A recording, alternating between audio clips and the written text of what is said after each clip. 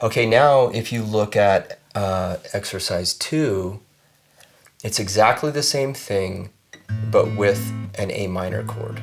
And I wrote it out this way because C to A minor, that's a really common move, and we get to use all the same strings from here to here. And our thumb gets to move exactly the same way on the strings. So that's why I didn't write any inversions or anything too weird, because I want you to get comfortable not just with the right hand thing, but thinking about your transitions.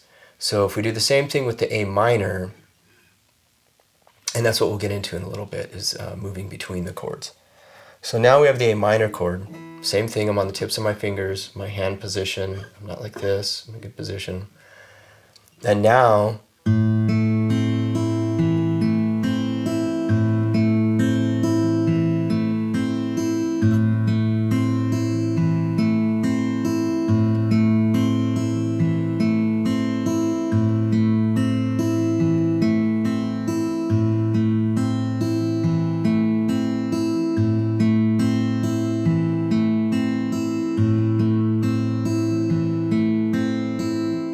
so my hand is staying pretty quiet. I'm not, when you first start, your fingers are gonna probably move a lot. That's okay. But you do wanna be mindful of it and be conscious of keeping your hand in close, because if you move these away, you'll more likely miss a string coming back. So I'm just thinking about, my thumb is just going to the next string, but these 3 fingers are doing exactly the same thing. You don't have to worry about them, and you don't have to make a big move with your thumb, and you don't want to put it down too soon, or it will stop the string from ringing. So if I play from the side, I'll show you what I mean. If I do this, you're gonna kill the string, so from the side it kind of looks like this. I'm not getting far away. See, that time I kind of drove my thumb into the next string, and I kind of killed the sound.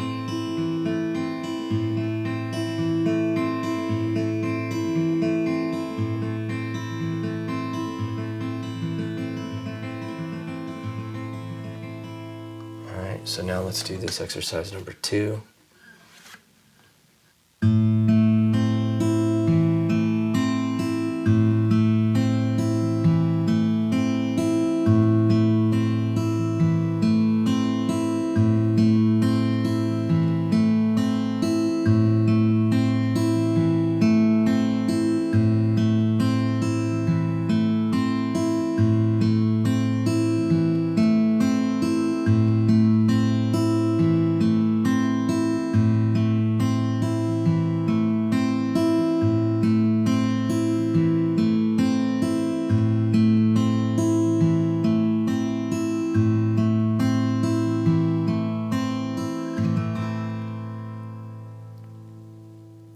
Now when I'm playing, it does kind of feel like that my right hand is kind of hovering above the strings.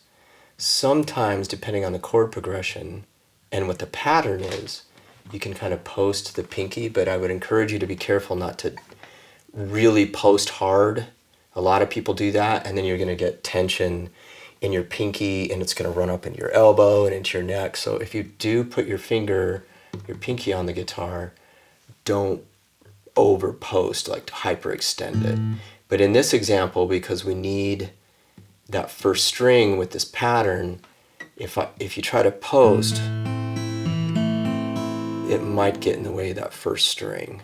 You can experiment around with it, but it might give you a sense of more stability where your hand can be a little more quiet instead of moving around a lot.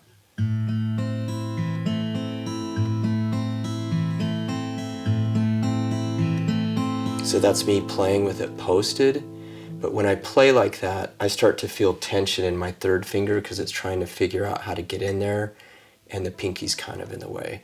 And if I had to play a whole song like on a recording session, that would be challenging for me. So I don't want to add tension, especially to my weakest finger. As I'm playing, it's going to cause problems. So you can experiment with that, but I would say because of this pattern and the chords we're using, try to not post with your pinky. I think it'll be easier. So.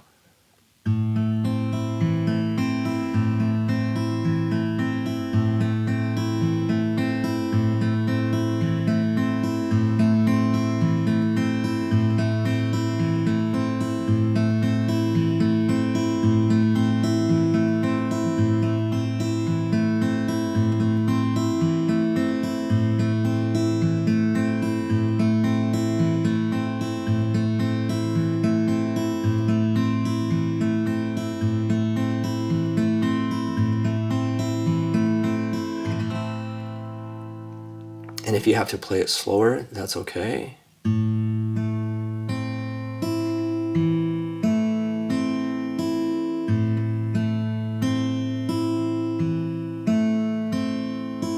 if you can play it faster.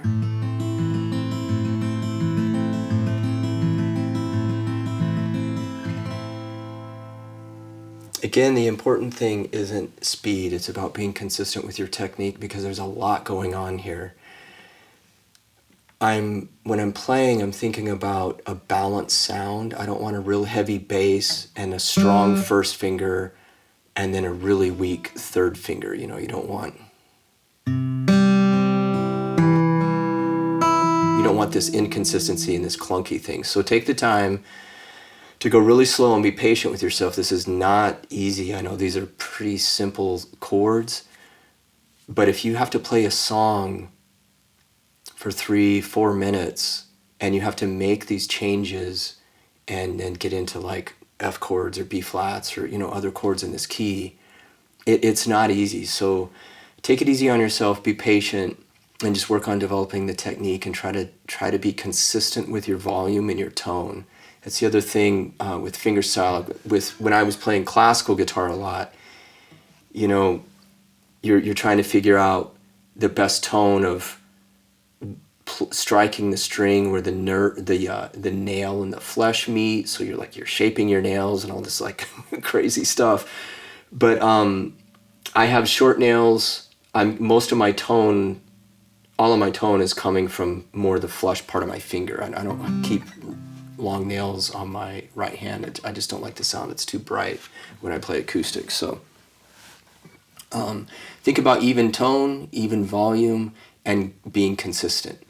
For a while, it's going to sound clunky. Certain fingers are going to be stronger and louder than others. That's okay. That's just part of it. That's why you want to repeat these things over and over and over. Just not the 8 times through. Don't treat it as like a one and done and then move on. Treat these as like, you know, the more comfortable you get with them, kind of like little daily warm-up exercises where you pick up your guitar and just pick one of these exercises to do each day for, you know, 5 minutes before you move on.